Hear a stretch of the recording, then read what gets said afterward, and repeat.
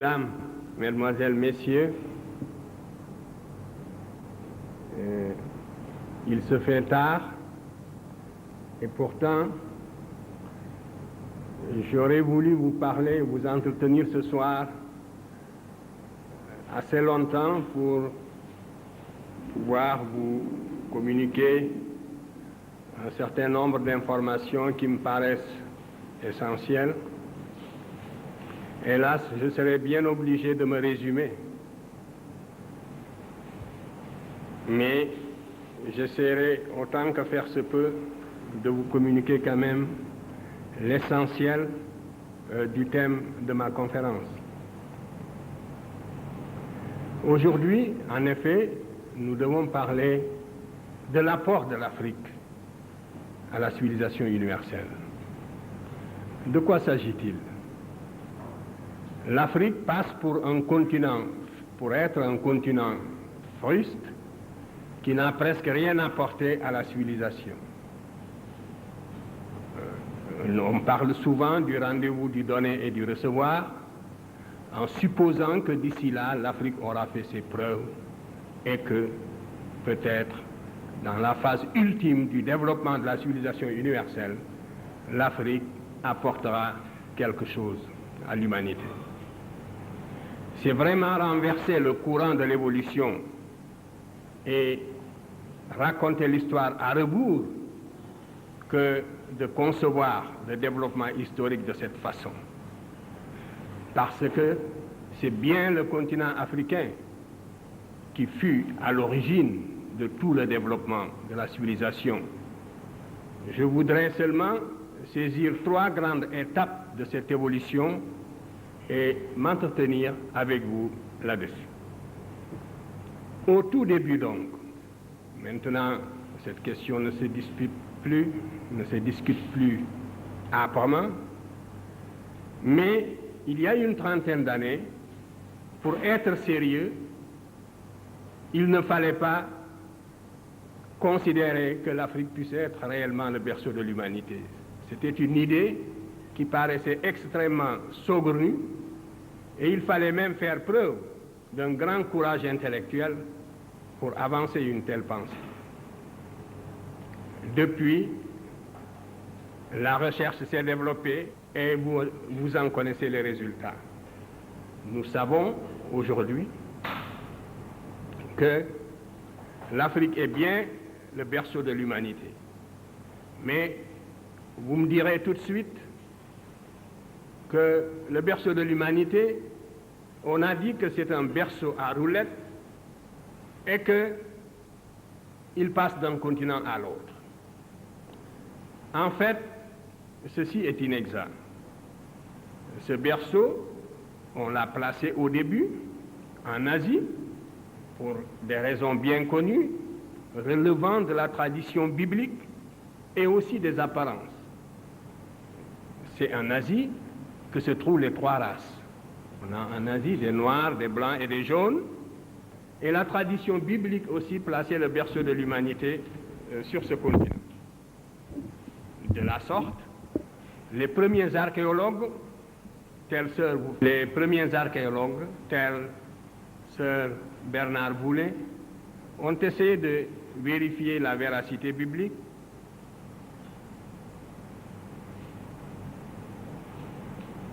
Donc, des fouilles ont été entreprises en Mésopotamie pour montrer que le déluge a bien eu lieu et que la Bible a dit vrai. En Asie, on a trouvé le pithécanthrope. Ces minces éléments ont suffi pour placer le berceau de l'humanité en Asie. Mais dès que la recherche s'est intensifiée, on s'est aperçu que c'est vers l'Afrique plutôt qu'il faut regarder, d'autant plus que des auteurs comme Darwin avaient déjà suggéré cette idée-là.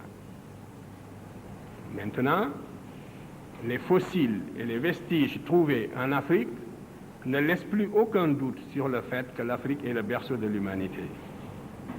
Et depuis que le berceau a été placé en Afrique, je vous l'ai dit, il ne l'a plus quitté. Et chaque jour, la recherche dans le domaine de la préhistoire, dans le domaine de l'archéologie préhistorique, prouve que l'Afrique est bel et bien le berceau de l'humanité. 6 spécimens d'hommes, si on peut les appeler ainsi, le terme est relativement impropre pour certains d'entre eux, mais pour nous exprimer d'une façon imagée, disons que 6 spécimens d'hommes sont nés en Afrique, ont vu le jour en Afrique. Les 3 premiers n'ont pas atteint, semble-t-il, dans l'état actuel de la recherche, un potentiel d'expansion suffisant pour sortir de l'Afrique. Mais les 3 autres en sont sortis pour peupler les autres continents. Les 3 premiers sont l'Australopithèque robustus, ce sont des noms barbares, je ne m'attarderai pas sur ces questions-là. C'est donc l'Australopithèque robustus, l'Australopithèque gracile et l'Homo habilis. Ces 3 spécimens, on ne les trouve pas sur les autres continents dans l'état actuel de l'archéologie préhistorique, de la recherche dans le domaine de l'archéologie préhistorique. Mais l'Homo erectus, qui est apparu en Afrique il y a environ 2 millions d'années, l'homme de Néandertal, que l'on appelle maintenant, et que l'on appelait aussi l'Homo faber, et que l'on appelle maintenant l'Homo sapiens, ainsi que l'Homo sapiens sapiens, ces 3 variétés sont sorties de l'Afrique pour aller peupler le reste du monde. L'Homo erectus est sorti de l'Afrique très probablement vers 1 700 000 ans.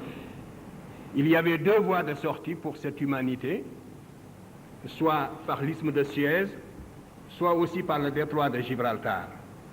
Ce sont les voies qui ont été pratiquées par la première humanité née en Afrique sous la latitude du Kenya, dans cette région de l'Afrique de l'Est, qui comprend à la fois l'Éthiopie, le Kenya, la Tanzanie et même l'Afrique du Sud.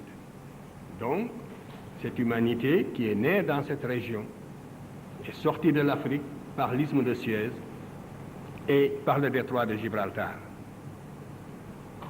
L'Homo erectus est entré en Europe il y a environ 400 000 ans.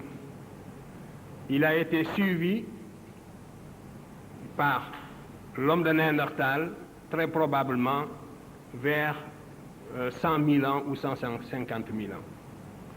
Et l'Homo sapiens sapiens lui-même, c'est-à-dire l'homme qui est à la fois comme vous et moi, c'est la dernière forme, si vous voulez, de l'humanité. L'Homo sapiens sapiens est sorti de l'Afrique il y a 40 000 ans et est allé peupler également l'Europe. Voilà donc le processus de la formation, si vous voulez, de l'humanité, de l'apparition de l'humanité, et aussi le déplacement de cette humanité vers les autres continents. Si l'humanité était restée seulement en Afrique, elle ne se serait pas différenciée en races. Le continent africain présente une climatologie qui ne justifie pas extrêmement la différenciation raciale. Donc la race est une notion géographique. Et c'est parce que l'Homo sapiens sapiens est sorti de l'Afrique il y a 40 000 ans pour aller peupler l'Europe en particulier, qu'il est entré en Espagne et en France, qu'il a séjourné dans cette région dans des conditions extrêmement dures, parce que c'est pendant la dernière glaciation Würmienne qui a duré 100 000 ans que l'Homo sapiens sapiens est sorti de l'Afrique. Donc c'est parce que cet Homo sapiens est sorti de l'Afrique pour aller en Europe, dans ces conditions très spécifiques, qu'il s'est opéré une différenciation raciale. L'humanité qui est née en Afrique il y a 120 000 ans, en l'espèce de l'Homo sapiens sapiens, cette humanité était nécessairement négroïde, comme vous le savez.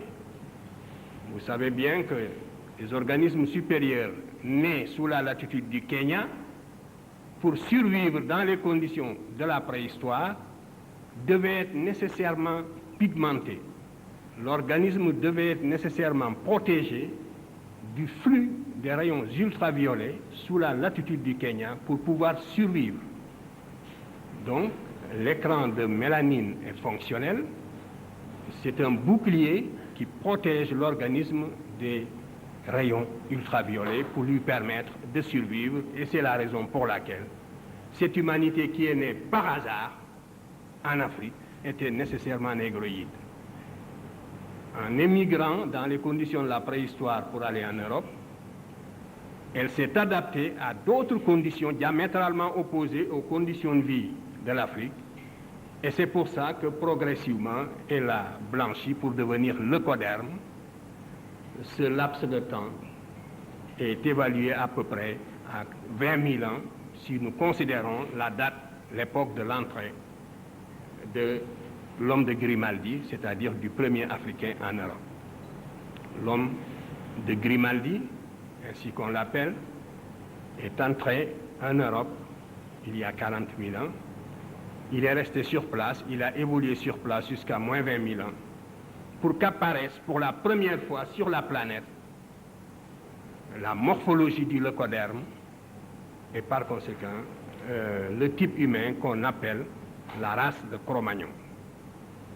Il faudra encore attendre 15 000 ans pour qu'apparaisse le type que l'on appelle communément l'homme de la chancelade et qui serait le prototype du jaune.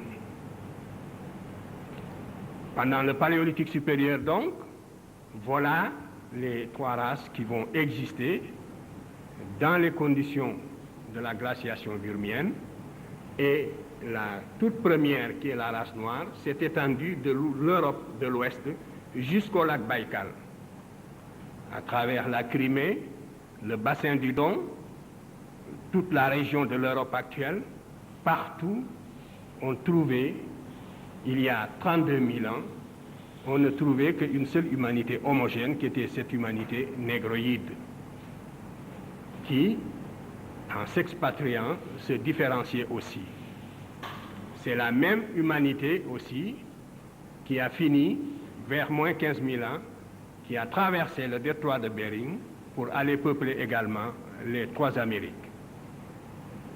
Justement, le peuplement de l'Amérique est une confirmation de l'origine monogénétique de l'humanité, parce qu'en Amérique, vous avez toutes les transitions climatiques depuis la Terre de Feu jusqu'en Alaska. Vous avez donc toutes les zones climatiques possibles qui existent. Mais l'Amérique n'a pas connu d'homme fossile. Il n'y a pas, par exemple, en Amérique, ni d'Homo erectus, ni d'Australopithèque robustus, ni d'Australopithèque gracile, ni d'Homo habilis, ni d'Homo erectus. Parce que comme je vous ai dit que les trois premières variétés ne sont pas sorties de l'Afrique, c'est tout à fait normal qu'on ne les trouve pas en Amérique, mais l'Homo erectus est bien sorti de l'Afrique et on ne le trouve pas en Amérique. De même, l'homme de Néandertal est sorti de l'Afrique et on ne le trouve pas non plus en Amérique. Donc, nous voyons bien que l'origine monogénétique de l'humanité, qui au premier abord paraissait relativement invraisemblable, est confirmée par l'archéologie préhistorique. Si j'avais le temps, j'aurais parlé de la philosophie qui sous-tend les deux thèses qui s'affrontent aujourd'hui dans le domaine de l'hominisation et de la théorie de l'hominisation. Vous savez bien qu'il y a la thèse monogénétique qui s'appuie sur toutes ces données de l'archéologie préhistorique, mais à côté aussi, il y a la thèse polycentrique qui voudrait que certaines conditions étant réunies, la nature ait créé ici un homme jaune, là un homme blanc et ailleurs un homme noir. Cette thèse, qui est aussi la thèse du bon sens, eh bien, elle n'est pas confirmée par les faits d'archéologie préhistorique. Et lorsqu'on y regarde de près, elle est même la plus invraisemblable parce qu'il est extrêmement improbable que la nature, au cours de son évolution, passe 2 fois par le même point. Bref, c'est la thèse monogénétique qui est confirmée. La thèse polycentrique est sous-tendue aussi par des préoccupations, disons, raciales, pour ne pas dire racistes. Tout ce que je vous dis sur l'origine de l'humanité ne doit pas nous inciter à tirer la moindre gloriole, si je puis dire, du fait. Il nous faut seulement considérer que c'est un fait du hasard. Mais si on le perd de vue, on explique l'évolution à rebours que vous disiez, et on enlève l'appétit intellectuel aux chercheurs et aux étudiants. C'est donc le seul intérêt que présente cette thèse, c'est parce qu'elle est conforme à l'évolution réelle, au processus réel d'hominisation, donc elle est conforme à la science, et prendre le contre-pied, c'est donc prendre le contre-pied de la science. C'est voilà donc l'intérêt surtout qu'il faut attacher à cette théorie de l'apparition de l'homme en Afrique. Vous voyez donc qu'au tout début, par le plus grand des hasards, l'Afrique a vu naître l'humanité et le peuplement du reste du monde s'est fait à partir de l'Afrique. Et les hommes qui sont sortis de l'Afrique ne sont pas sortis de l'Afrique les mains nues. Ce sont des hommes qui sont sortis avec toute leur industrie constituée. L'homme de l'Orignacien avait inventé une industrie justement. Le Grimaldien, comme je l'ai appelé tout à l'heure, il a inventé une industrie qu'on appelle l'industrie aurignacienne. C'est ainsi qu'on l'a caractérisé une fois qu'il est arrivé en France. Mais cet homme est entré en Europe avec son industrie bien constituée. L'industrie aurignacienne, dont cet homme est responsable, n'est pas née en Europe. Elle a été inventée de l'extérieur. Et les inventions qui se situaient au niveau de la pierre à cette époque étaient de véritables révolutions. Cela aussi, il ne faut pas le perdre de vue. C'était le sommet du progrès. C'était au moment où l'homme devait affronter la nature, une nature quasi vierge, n'est-ce pas, pour la dompter. Et dans ces conditions-là, qui étaient des conditions extrêmement dures que l'imagination peut à peine aujourd'hui reproduire, les hommes, à cette époque-là, c'est l'Afrique qui a porté aux autres continents. Et nous sortons de la préhistoire et nous entrons dans la période historique proprement dite. Je passe très vite. La période historique proprement dite, elle est caractérisée par l'apparition de l'écriture. Là encore, c'est la vallée du Nil qui devance le reste de l'humanité pour des raisons bien simples. L'évolution de l'Europe était retardée par justement cette fameuse glaciation vurmienne dont je viens de vous parler, qui, ayant duré 100 000 ans, s'étend par conséquent de moins 80 000 à moins 10 000. Vous voyez. Donc, pendant toute cette période, l'évolution de l'Europe étant retardée, l'Afrique a évolué normalement. L'Afrique a connu seulement des périodes tantôt sèches, tantôt des périodes pluviales. Donc, a évolué selon un rythme relativement normal. Et le processus cumulatif de la civilisation était donc plus intense en Afrique qu'en Europe où on vivait dans des grottes. Il en résulte tout de même le fait que l'Afrique entre, la première dans la période historique, et dès la fin du 4e millénaire avant Jésus-Christ, l'Afrique invente l'écriture. Et à partir de moins 3300, nous avons des documents écrits, nous pouvons suivre l'évolution de l'Afrique dans la vallée du Nil. En moins 4236, l'Afrique invente déjà un calendrier sidéral. Le calendrier sidéral fondé sur le lever d'une étoile du ciel, qui est l'étoile la plus brillante du ciel, l'étoile Sirius, qui est dans la constellation du Grand Chien, c'est l'étoile la plus brillante du ciel.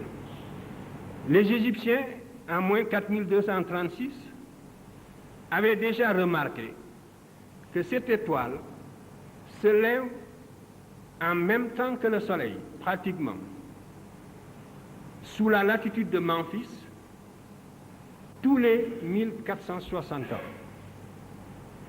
Et c'était la base de leur calendrier. Donc c'était un repère chronologique absolu, pour ainsi dire. Imaginez le Soleil, un phénomène aussi fugace, le Soleil qui se lève en même temps qu'une étoile. Le phénomène ne dure que quelques secondes, à peine moins d'une minute. Et il ne se reproduira plus avant 1460. L'année suivante, si vous regardez, si vous mettez sous la même latitude pour regarder le Soleil et cette étoile en question, vous constaterez qu'il y a un écart d'un quart de jour. Et la deuxième année, vous constaterez qu'il y a un écart d'une demi-journée. Et au bout de 4 ans, vous constaterez qu'il y a un écart d'une journée. Par conséquent, dès moins 4236, les Égyptiens connaissaient l'année bissextile et pouvaient très bien, tous les 4 ans, ajouter au calendrier de 365 jours en quart, donc tous les 4 ans, ajouter un jour pour créer une année bissextile. Mais ils ont préféré, au lieu de rectifier tous les 4 ans, suivre l'évolution du phénomène pendant 1460 ans pour ajouter une année de plus. Et ce calendrier, les Égyptiens y tenaient à tel point que le pharaon avait créé un service spécial pour suivre l'écart à travers le temps entre le calendrier sidéral et le calendrier ordinaire. C'est donc, et nous connaissons, les levées héliaques, n'est-ce pas, qui jalonnent l'histoire égyptienne.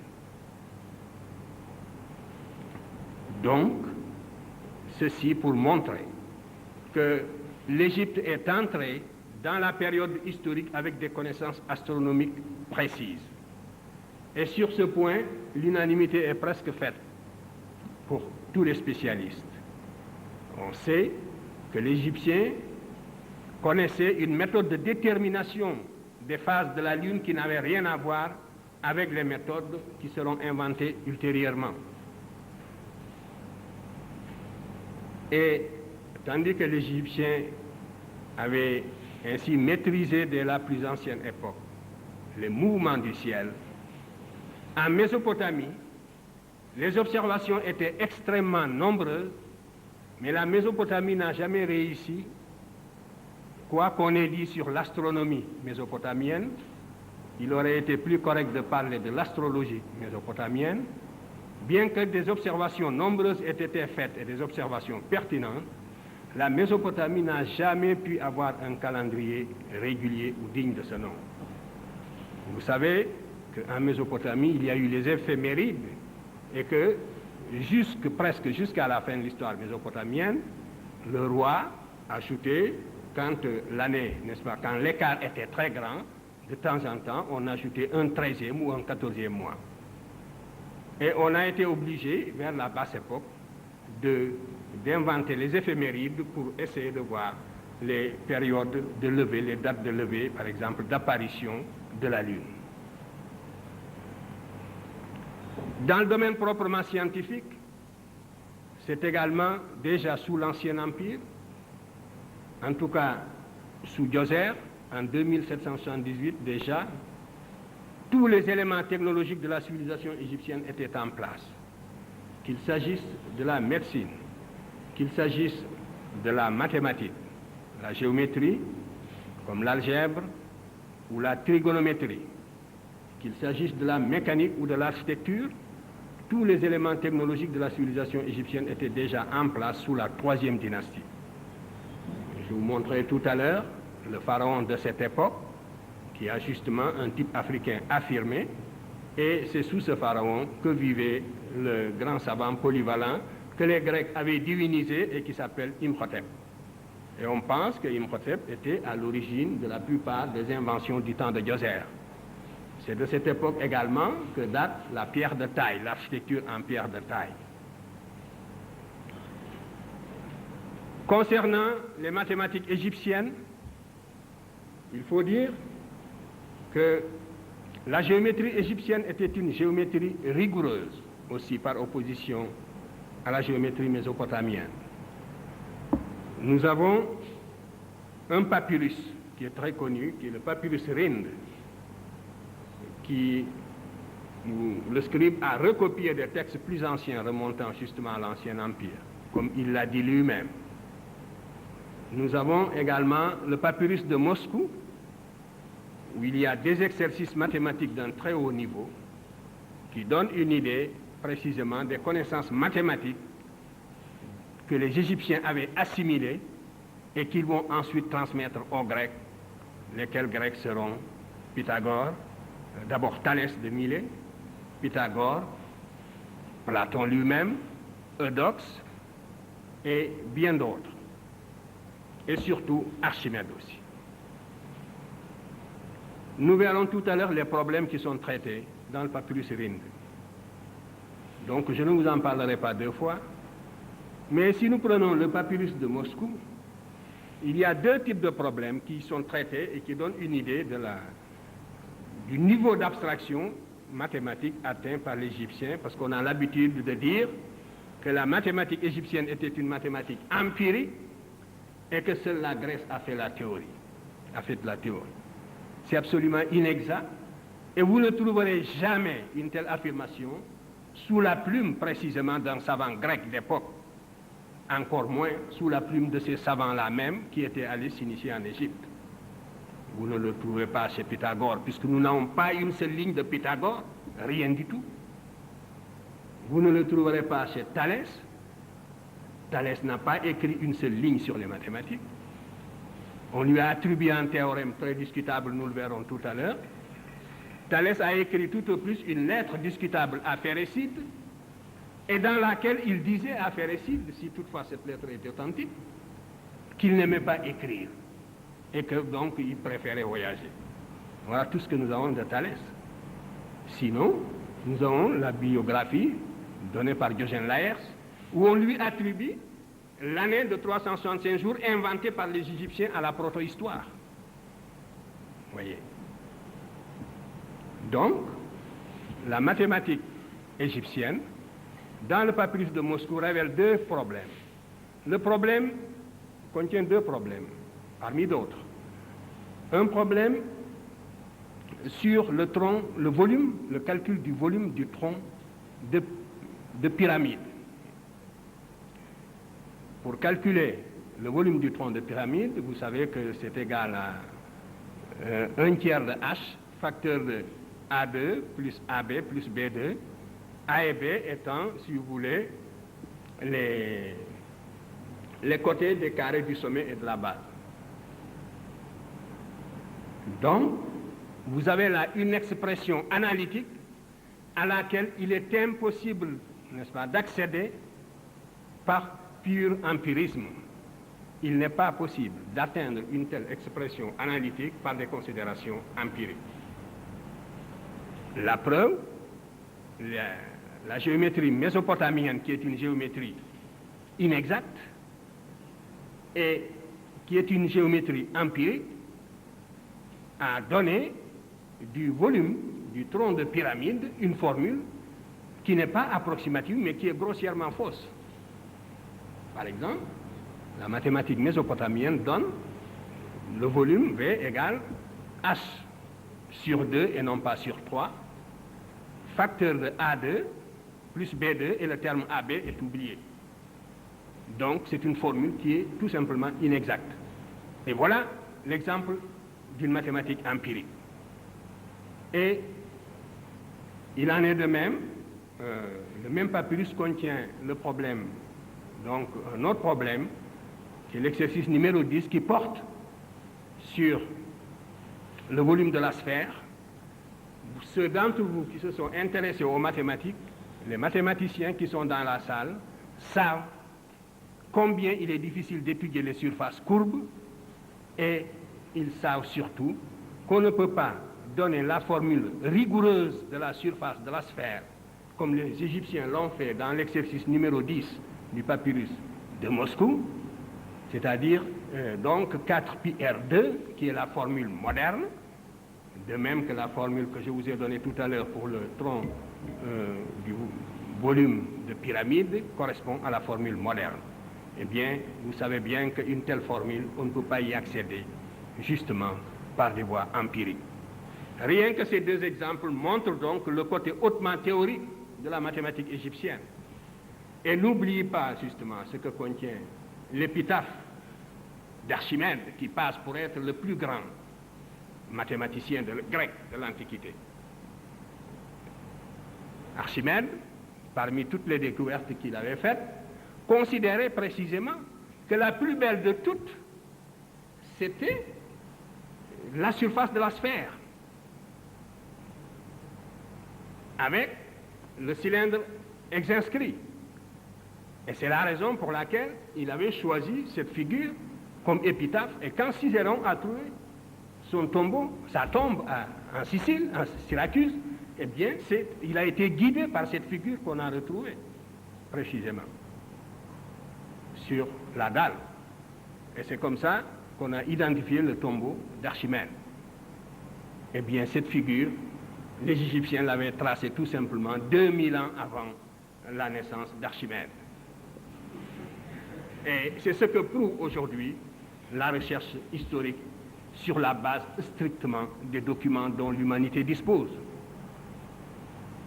Et ce que je vous dis là, bien d'autres théoriciens le savent et le disent également aussi. Il y a des chercheurs de bonne foi répartis dans le monde qui reconnaissent ces faits, mais ces faits ne sortent pas des laboratoires. Donc le sens un peu de cette conférence, c'est aussi de vous mettre au courant de tout ce qui est acquis depuis longtemps, mais qui, faute de vulgarisation, reste justement dans les bibliothèques. Il en est de même de l'arithmétique égyptienne. Les Égyptiens avaient inventé ce que nous pourrions considérer aujourd'hui dans nos calculs comme une table de logarithmes, c'est-à-dire une décomposition des fractions. Des fractions de numérateur 2 sur n. Mais n étant un nombre impair. Et donc, ils partent de 2 sur 3 jusqu'à 2 sur 101. Et cette décomposition, 2 sur 3 jusqu'à 2 sur 101, et ils les décomposent en une série de fractions de numérateurs égales toujours à l'unité. Une somme donc de fractions de numérateurs égales à l'unité. Et ces décompositions devaient permettre aux Égyptiens de faire toutes sortes de calculs, si vous voulez, en arithmétique. Et l'on s'est demandé quelle méthode l'Égyptien employait-il. Parce que quand on regarde la démonstration, la méthode, les décompositions, elle suppose la connaissance de tous les théorèmes de l'arithmétique élémentaire. Mais la civilisation égyptienne étant une civilisation essentiellement initiatique, beaucoup de science est perdue du seul fait que les Égyptiens eux-mêmes gardaient jalousement leur science. Et les Grecs éprouvaient les plus grandes difficultés pour se faire initier. Pythagore en sait quelque chose, Platon en sait quelque chose, Eudoxe aussi, et tant d'autres. Alors, les Américains, en 1967, ont dit, nous allons voir si les Égyptiens procédaient par pur empirisme, ou bien s'ils utilisaient vraiment des méthodes rationnelles. L'ordinateur étant une machine rationnelle, parce que programmée comme telle, donc devait partager les chercheurs. Et les équations dont je vous ai parlé, qui sont au nombre de 50, lorsqu'ils sont des équations arithmétiques, quand elles sont traitées, elles supposent 22 239 décompositions possibles. Oui. Il y a 22 239 ou 219 décompositions possibles de ces 50 équations de numérateur 2 et de dénominateur impair. Par conséquent, si les Égyptiens procédaient par empirisme, puisque chacune des équations peut être la moins coûteuse, la moins onéreuse, et le résultat est que la machine de 1967 n'a pas battu le scribe d'il y a 4000 ans, elle a retrouvé exactement les mêmes décompositions qui figurent sur le recto du papyrus Rhind. Et ceci montre, à ne plus en douter, que l'Égyptien procédait donc par des voies purement rationnelles. Les Égyptiens ont inventé également la trigonométrie. Je vous montrais tout à l'heure des problèmes de trigonométrie qu'ils ont traités. Les progressions géométriques, arithmétiques étaient maîtrisées, ils pouvaient les sommer, ils donnaient des exercices là-dessus. Nous avons aussi dans le papyrus Rhind des problèmes qui portent justement sur ces progressions-là, géométriques ou arithmétiques, et même des problèmes beaucoup plus complexes. On a des problèmes qui correspondent à des systèmes d'équations du premier ou du second degré, ou un mélange d'équations du premier et du second degré. Donc, les Égyptiens connaissaient aussi l'algèbre, la mécanique également, et l'on sait maintenant qu'ils utilisaient des plans inclinés d'une pente donnée pour manutentionner les tonnes de pierres dont ils ont besoin pour construire les pyramides. Et les pentes étant restées sur place, en mesurant la pente, on peut calculer la réduction de la force d'attraction et connaître par conséquent la quantité de tonnes qui étaient manipulées par jour, et on a retrouvé ainsi le temps que les Égyptiens ont mis pour construire les différentes pyramides. C'était de l'ordre de 30 ans pour la pyramide de Khéops et de 19 ans pour la pyramide de Sénéfrou. Ce n'était pas un siècle. Et ceci sur des données mathématiques très précises. Et on sait également que les Égyptiens étaient de grands spécialistes en médecine. La médecine était tellement spécialisée qu'il y avait, selon le témoignage même d'Hérodote, des médecins uniquement pour les yeux, d'autres pour les maladies de l'estomac, ainsi de suite. Et il y avait aussi des généralistes et d'autres qui sont, si vous voulez, qui ne s'occupaient que des maladies, qui étaient des spécialistes de la guérison psychologique. Ce qu'on aurait pu appeler aujourd'hui les thérapeutiques spéciales, par exemple, qu'on utilise dans certains hôpitaux psychiatriques. Les Égyptiens connaissaient ces méthodes. Le traité du papyrus Smith, dont nous ne possédons hélas qu'une partie, montre que l'Égyptien était arrivé au niveau d'une véritable science en ce qui concerne la chirurgie osseuse. Et c'est dans le papyrus Smith que le cerveau a été désigné pour la première fois dans toute la littérature scientifique et médicale de l'Antiquité par son vrai nom, et c'est aussi la première fois que l'on a essayé, avant Broca pour ainsi dire, d'identifier les différentes fonctions du cerveau, c'est-à-dire les lésions du cerveau en liaison avec les paralysies que ces liaisons vont produire aux différentes parties du corps. Donc, tout cela montre que l'Égyptien avait atteint un niveau scientifique extrêmement élevé dès l'Antiquité. Ce niveau de la civilisation égyptienne ne concernait pas seulement les sciences exactes, il concernait également aussi les arts. Je vous ai dit que l'architecture en pierre de taille remonte à la 3e dynastie. L'art a influencé l'art égyptien, a influencé l'art grec, à n'en pas douter. Le canon pictural est le même, et on le retrouvera tout à l'heure, et ainsi de suite.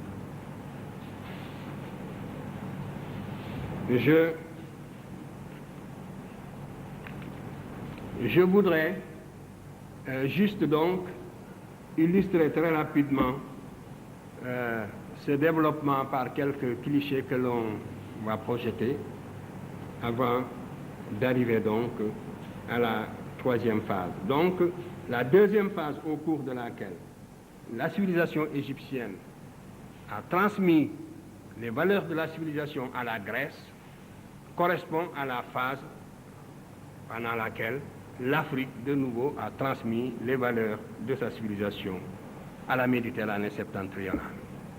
Donc, vous voyez, une première période, c'est la période préhistorique. L'humanité naît en Afrique et sort de l'Afrique pour peupler les autres continents. Donc, ensuite, nous entrons dans la période historique. L'Égypte développe une civilisation dont elle transmet les valeurs à la Grèce, qui à son tour les transmet à l'Occident. Un mot seulement sur les savants qui ont été en Égypte pour s'initier. Le premier en date, c'est bien sûr Thalès. Au VIe siècle avant Jésus-Christ, Thalès est allé en Égypte. Lorsqu'on parle de Thalès qui fait des arpentages, n'est-ce pas, et des mesures devant la grande pyramide, c'est vraiment une idée grotesque. Il faut ignorer presque tout de la civilisation égyptienne pour pouvoir soutenir des légendes de ce genre. Mais ce qui est sûr, c'est que Thalès est allé en Égypte et puis qu'il s'est initié, n'est-ce pas, à la science égyptienne. Et à cette époque-là, la Grèce était à l'état fruste. Il ne faut pas l'oublier. La science égyptienne est née, justement, sous la protection de l'État. Elle s'est développée au service de l'État parce qu'elle était indispensable pour la maîtrise de la nature dans la vallée du Nil. Donc la science était une tradition africaine, égyptienne. Par contre, toute la tradition grecque s'opposait à l'innovation, il ne faut pas l'oublier. Pythagore, Socrate est mort en buvant la ciguë, et vous savez qu'on l'avait soupçonné tout simplement de s'écarter de la morale de la cité et d'adopter donc des idées universalistes qui risquaient de saper les bases institutionnelles de la cité grecque. La Grèce, même celle de Platon, n'a jamais dépassé le cadre d'une cité. L'Égypte avait créé, l'Afrique avait créé pour la première fois un État-territoire groupant plusieurs cités, avec des institutions particulières, avec une toute autre philosophie politique, qui s'oppose point par point à l'individualisme septentrional hérité des steppes eurasiatiques.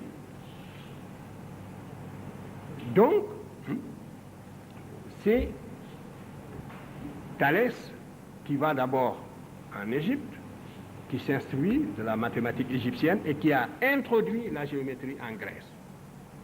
Mais la science était une nouveauté en Grèce qui n'était pas acceptée par la religion et la tradition grecque. La société la plus intolérante de l'Antiquité jusqu'à la Révolution populaire, jusqu'au triomphe des plèbes, c'est la société grecque. Étudier les structures sociales et la répression féroce de tous les novateurs. Anaximandre a failli, Anaxagore a failli être tué. C'est parce qu'il était l'ami de Périclès, et c'est Périclès qui l'a sauvé de justesse. Aristote s'est enfui, il a failli être tué. Platon s'est enfui, il a failli être tué. Socrate a été tué. Voilà la société grecque et son attitude à l'égard de ses savants. L'innovation philosophique, l'innovation scientifique, on n'en veut pas. Ce sont des notions étrangères aux structures sociales grecques. Jusqu'à la Révolution. L'élément porteur d'avenir de la société grecque, ce n'était pas son aristocratie.